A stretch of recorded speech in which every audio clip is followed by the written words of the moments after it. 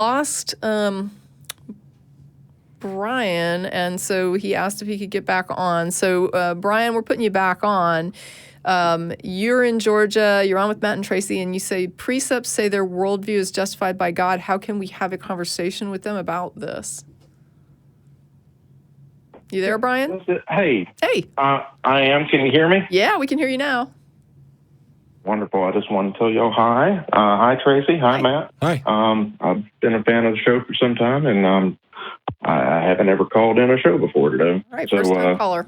I'm excited to be here. So on the precept thing, Talk Heathen had a guy who was essentially a presuppositionalist call in, and we were originally going to ask him to call in as well, but now he's no longer welcome to talk to me when I'm on the show. Yeah, I heard that. Yeah, it's incredibly frustrating. I had been I had kind of been rolling this idea around in my head for a while. In fact, I had seen watched the debate you had with Matt Slick in regards to secular morality versus Christianity. The one you should watch, and you'll have to forgive me for even recommending this, is the debate that I did with Ten Bruggencate, who's a presuppositionalist. I saw that one too. Yeah, the truth about this is that I presuppose the logical absolutes and continue to consider them and value them. I'm not absolutely certain about anything, and will continue to value them until somebody demonstrates that there's a reason not to, because they continually to demonstrate their usefulness, and we can't reason without them. Precepts go a step further in saying, I can account for the logical absolutes. God is the foundation beyond the absolutes. And I prefer to use Occam's razor and not multiply entities unnecessarily. So if I presuppose the logical absolutes, and they also agree with me about the logical absolutes, and they presuppose a foundation behind that, why? First of all, they can't demonstrate. They can't demonstrate this foundation. They can just assert it, and they can make claims like, "Well, without it, you can't know that reason is reasonable." Well, I don't need to know. Gravity works whether I know why it works or not. I could be correct about why gravity works. I could be incorrect about why gravity works. I could not know, but it works. And that's the same thing with reason. The foundations of reason are either reasonable, which they continue to demonstrate that they are. As a matter of fact, you would have to assume they were true in order to even attempt to prove they were false, which means you cannot get there. As far as I can tell, I can't go any further back in time than the Planck time to evaluate, and the notion of before the Big Bang doesn't make sense. And for me, the notion of what serves as a foundation for the logical absolutes doesn't make sense, because nobody can demonstrate any such foundation. Some things, it is entirely possible, just are without any reason why. Yep. And I understand that, and I'm in complete agreement with it. Oh, and if they object to that, then you get to point out that they think that God just is without any reason why. Except you can't even demonstrate that like you can a logical absolute. Right. I mean, you might argue about whether or not it's absolute, but you can certainly show that it applies to everything you can think of or everything you can observe. Yeah, I'm just saying, when you say there are some things that just are without known reasons, if they object to that, the thing they're asserting fits that category. Right. And that demonstrates a conflict. Yeah. Well, the problem, as I see it, is that whole conversation right there is just a red herring. I mean, I understand you can get into the philosophy of it and talk about the logical absolutes and whether or not you have a basis for presupposing those, but it really didn't get into the meat of the subject. Like with the debate you and Matt Slick had, it really didn't get addressed by him as far as whether or not the topic of the debate was addressed. It went into, the brain fizz thing. Yeah. So my question is there a way to get past that to actually have a conversation? And one of the things I've kind of been rolling around in my head was whether or not you could just say, all right, well, you have God as your absolute, universal, whatever kind of jargon you want to use, your basis, and mine is Bob. Bob says that this is that, and Bob is my foundation, and you can't question Bob because of Bob. Yeah, there's nothing wrong with that, as long as Bob is properly analogous to the solution that they're offering, because it shows that they have no more. They will go down other routes. There's countless apologetics. If you try to do something like this,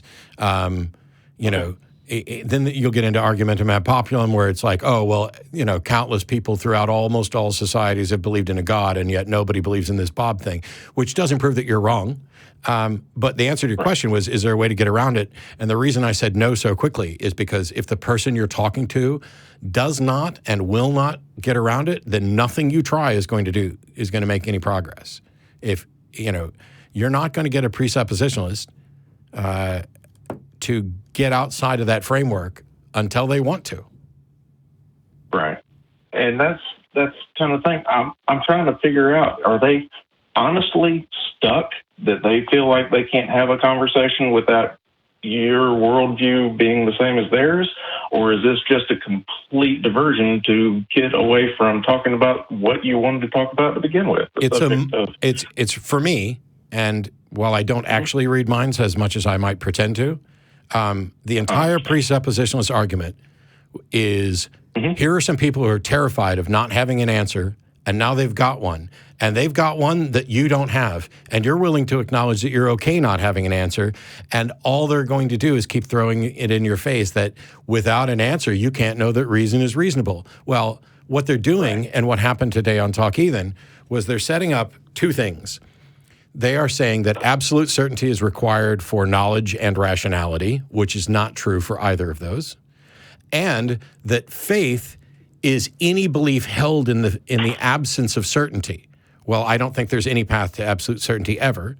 So what I do is I draw a line and say everything on this side of the line is absolute certainty, which I don't think we can get to, and everything on this side is varying degrees of confidence, and we proportion those to the available evidence, and then somewhere further down here there's a line where I then define everything that's out further there on the left to be a faith thing, because faith is the excuse you give when you don't have a good reason. And so when you give good reasons for your belief, what is their response? It's to question reasoning itself. Aaron Ra gets incredibly frustrated at anybody who goes down this line, because ultimately it comes down to them just saying, you can't know that reality is real. You get into issues of solipsism, you get into all kinds of issues. But knowledge doesn't require certainty. Yeah, knowledge doesn't require certainty. Reasonableness doesn't require certainty. I've never advocated, or at least not advocated for certainty in the past probably 13, 14 years, or maybe less than that for absolutes. I presuppose the logical absolutes. And I'm fine with that, because my confidence level in their applicability is proportional to the continued evidence and the absurdity of this notion. They might as well be saying, why do you get to say that this is a contradiction? Because it is. Oh, why do you get to say contradictions are bad? Maybe they're not, but they are conflicting with sound reasoning. We know, this is like earlier call today, humans can reason, and we're pretty good at it, even though we're bad at it on occasion. And I would never use reasoning. And by the way, science doesn't require absolute certainty. Science isn't making proclamations about truth. Science is saying, hey, given all the available information, here's the best we got, and we'll revise it when we get better. I think that is infinitely more honest than Magic Man done it. Right.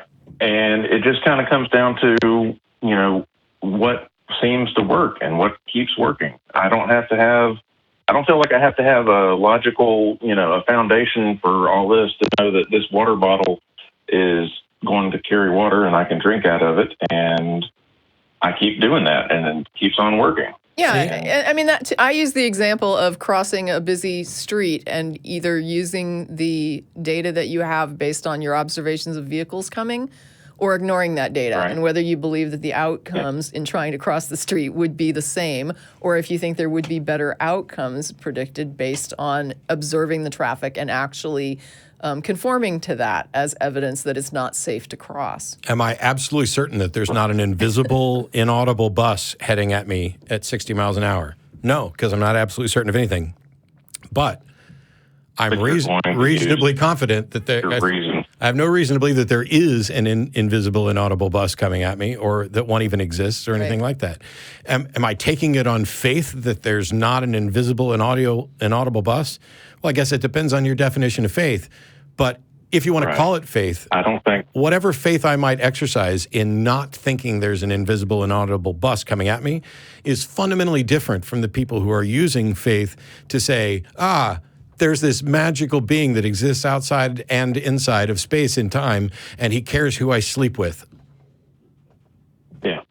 And I don't think that's the definition. The definition of faith that we're talking about, as far as whether or not you trust your senses to go across the street and not get hit by an invisible bus that you couldn't see, I don't think that's the same kind of faith as what people are talking about when they're talking about their faith in God or any sort of religious stuff. And unfortunately, I think that the caller earlier, Talk Heathen, fake name, he calls and seems like the only thing he wants to do is have somebody say, I have to use faith for this. Yeah. In the same way that we're talking about crossing the street. He wants to get those guys to say that they are exercising faith, because then he gets to say, well, so am I, and you don't get to poo-poo my faith because you're faith. But here's the thing. I've driven in a car and looked to my right or looked to my left and checked my mirror and saw no car and started to move over into that lane and then saw a car. Now, was it in my blind spot? Because I know I have one. We can demonstrate that. Was I just not paying attention? Did I not move my head around enough? Or was that car actually invisible? And so when I evaluate these things, I'm going to assign a rough probability to them. And it's probably that I wasn't paying enough attention and did not properly check my surroundings. It's less likely that a car was invisible and became visible right as I was getting ready to move into that lane. Yes. Yeah. And I certainly understand that. The problem, I think, with the word faith is that it's kind of slippery, and that it doesn't always mean the same thing to different people. And I like that you often use confidence in talking about what you expect based on prior knowledge, based on prior experiences. And the only answer, keep on holding water. The only response that precepts can do is to say, well, how can you trust your senses? How can you trust the prior information? And the answer that Tracie and I would both give is, what other choice do I have? Yeah, what am I going to go on if I can't go on that? How do I proceed at all? Yeah. Why should I not trust the thing that is the only thing I can demonstrate? Yeah. And that's what I'm trying to point out with the absurdity of Bob. Bob tells me, I don't trust myself. I trust what Bob tells me. And Bob tells me that this is true and that's not, and that you can't have a worldview in which you can trust your senses or know that that's this, except for if you also believe in Bob. It may be good for making a point. My biggest objection to it is that I don't believe, Brian, that you actually believe in Bob. I think you're offering it up.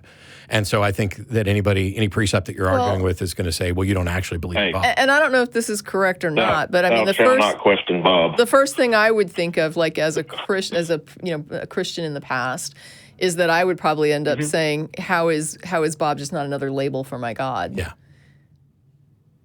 Right. Well, Bob doesn't like your God. Yep. Yeah, but that's it's like. The question is whether or not this person wants to actually have a conversation in regard to, epistemology, in regards to religion or apologetics, or if this is just their shtick and they just want to just throw this out there and that's it. I think most apologetics is just about getting the heat off. I mean, in my opinion, most apologetics is about how can I just get the heat off. I can tell you the one thing I've done consistently over many years in many debates that absolutely, it's from Christians in particular and from theists in general, the biggest complaint that they have about me is Matt just keeps moving the burden of proof on us. Matt doesn't want to adopt any burden of proof for his beliefs. Well, no, that's not true. Right. If I tell you what I believe, I'm happy to defend it, and you'll either agree or you won't agree. But when it comes to this God thing, atheism is not, I believe there are no gods. That's within the realm of atheism. It is, I am not convinced that you are correct, that there is a God. And my being unconvinced is not a position I need to defend. If I say that your argument is fallacious, that's a claim. I have to actually defend that. If I say that your God doesn't exist, I would have to deal with that as well and demonstrate that. But if I say your argument is unconvincing and here's why it's unconvincing, I've met every burden of proof I need to. And as a matter of fact, Richard Carey wrote an article which I disagree with on a couple of fine points, but overall I'm probably on board, in that atheism either can't be viewed as something that has a burden of proof to meet, or it already has, in much the way that the the disbelief in invisible, inaudible buses has already met its burden of proof in that it is warranted to not believe this because there isn't sufficient evidence for it. Right. But. Sorry, I forgot what I was going to say next. Oh, yeah, the thing I thought you were going to come up with was that people get frustrated about saying, I don't know. And it's like, well, if you don't have an answer for this, then my answer stands, which is obviously not true either. Yeah, it's fine to tell people you don't know either. Yeah, right. I don't know, but you're convinced that you do know. Yeah, so I'd like to know why you know, how you know. Right. And I know because of, Bob. Okay. It's ridiculous.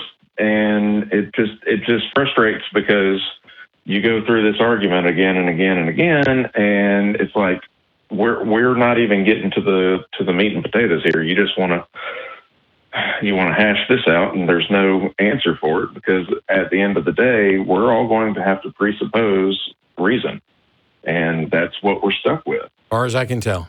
All right. Well, Brian, thanks a lot, Brian. Yeah, we're gonna have to let you go, but thanks for your call. Well, the call screener was very helpful. She was very nice, and she got me back on after the call got dropped. And that's what they let us know. There you go. Yeah, totally.